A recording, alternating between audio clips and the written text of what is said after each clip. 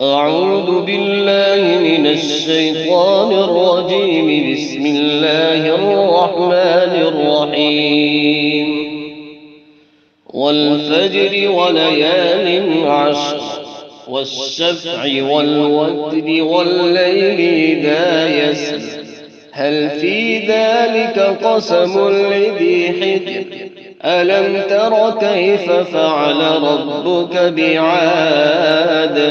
إرم ذات العماد التي لم يخلق مثلها في البلاد وثمود الذين جابوا الصخر بالواد وفرعون ذي الأوتاد الذين طغوا في البلاد فأكثروا فيها الفساد فصب عليهم ربك سوط عذاب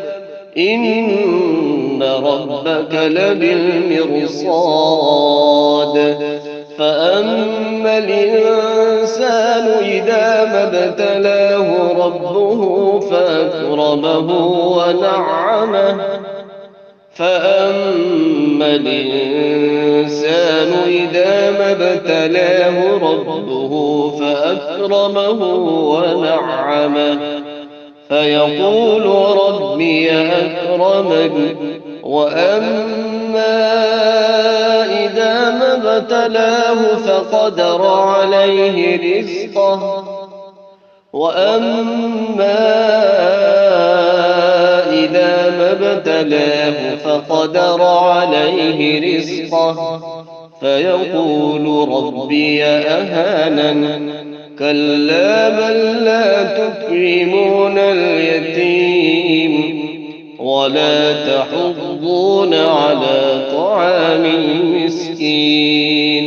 وتأكلون التراث أكلا لما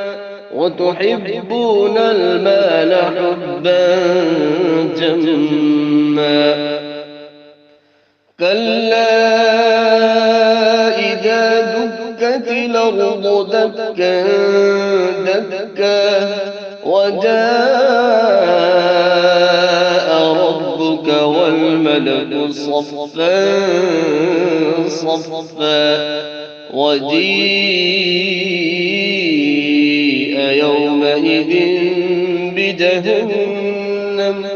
يومئذ يتذكر الإنسان وأنى له الذكرى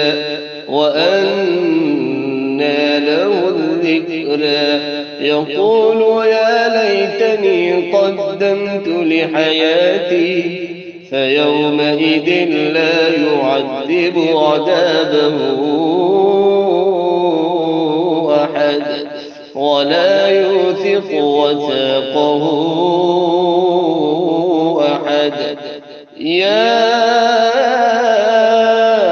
أيتها النفس المطمئنة ارجعي إلى ربك راضية مرضية فادخلي في عبادي وادخلي جنتي